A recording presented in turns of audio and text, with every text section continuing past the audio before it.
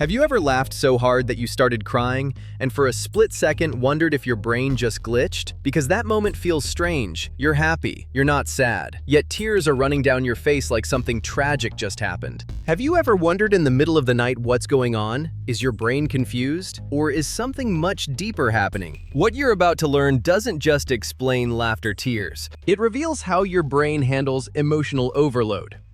You're with friends. Someone says something ridiculously simple. It shouldn't even be that funny, but it hits at the perfect moment. You start laughing, then you try to stop. That makes it worse. Now you're bent forward. You can't breathe. Your stomach hurts. Your face is hot. Your chest tightens. And then, tears.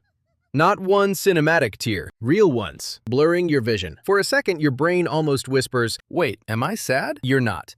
But your nervous system is doing something powerful. Most people think emotions are cleanly separated in the brain. Joy here, sadness there. But neuroscience tells a more complicated story. Researchers like Jaak Panksepp, author of Effective Neuroscience, showed that emotional systems in the brain are deeply interconnected.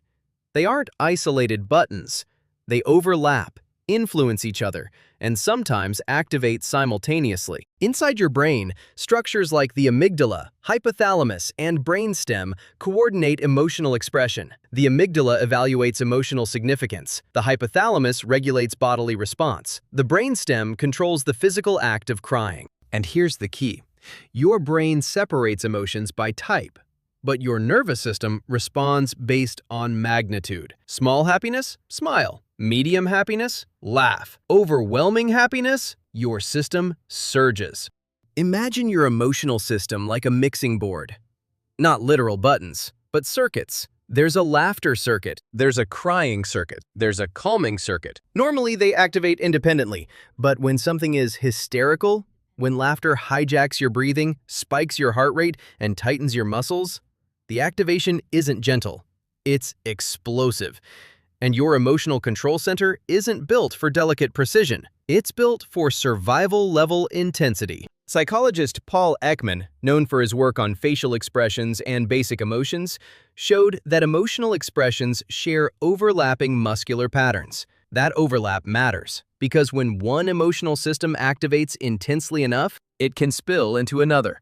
Not because your brain is confused, but because it's overloaded. Let's be clear. Chemically, your brain absolutely knows the difference between joy and sadness. When you laugh, dopamine and endorphins increase, reward and pleasure chemicals. When you experience deep sadness, cortisol rises, stress pathways activate. These are different chemical cocktails. Neuroscientist Antonio Damasio, in The Feeling of What Happens, explains that emotions are deeply tied to bodily states. The brain constantly monitors internal signals, heart rate, muscle tension, breathing rhythm, and builds emotional experience from them. So chemically, no confusion. But physiologically, intensity is intensity. Your nervous system runs on something called arousal level. Not sexual arousal, physiological activation. Heart rate up, breathing irregular, muscles tense, energy spikes. This is sometimes called a parasympathetic rebound. After extreme activation, your system tries to counterbalance. Crying is one of the strongest release valves your body has. It slows breathing, activates calming pathways, signals that the peak is passing. So tears aren't sadness leaking out, they're regulation kicking in.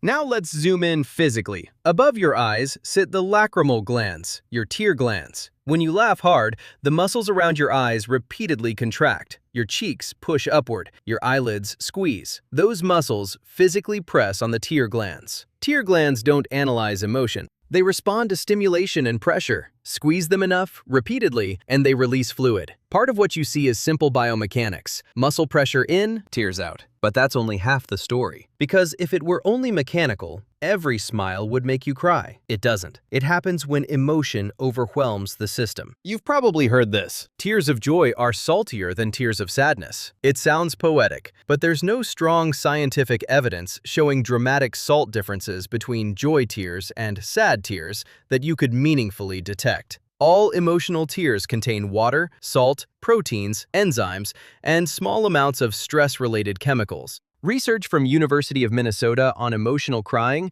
shows emotional tears are chemically more complex than reflex tears, like when you cut onions. But joy tears and grief tears, they're more similar than different. The difference isn't in salt, it's in context and intensity. There's even a rare neurological condition called pseudobulbar affect, where people laugh or cry uncontrollably in ways disconnected from their emotional state. That condition reveals something important. The circuits for laughter and crying are physically close in the brainstem. Under extreme activation, boundaries blur. In healthy people, that blur is temporary and adaptive. It means your system reached peak amplitude. Your brain separates emotions by category: happy, sad, fearful, excited. But your body often responds based on scale. Small happy moment, smile. Bigger happy moment, laugh. Overwhelming happy moment, your entire nervous system surges, and the overflow may exit through your eyes. Different chemical cocktail, same intensity scale. Crying while laughing usually means something subtle but powerful. You weren't guarded. You weren't detached. You weren't analyzing the moment. You were fully inside it. Your nervous system hit maximum emotional amplitude, and instead of suppressing it, your body released it. So the next time you're laughing so hard that tears blur your vision, don't interpret it as confusion. Your brain didn't mix up happiness and sadness. It measured magnitude. It balanced intensity. It protected stability. You simply experienced more joy than your system could process quietly. And sometimes, when emotion gets that big, the only way out is through your eyes. Now you know. Got more midnight questions? Drop them in the comments. Stay curious, and I'll see you in another Midnight Mystery.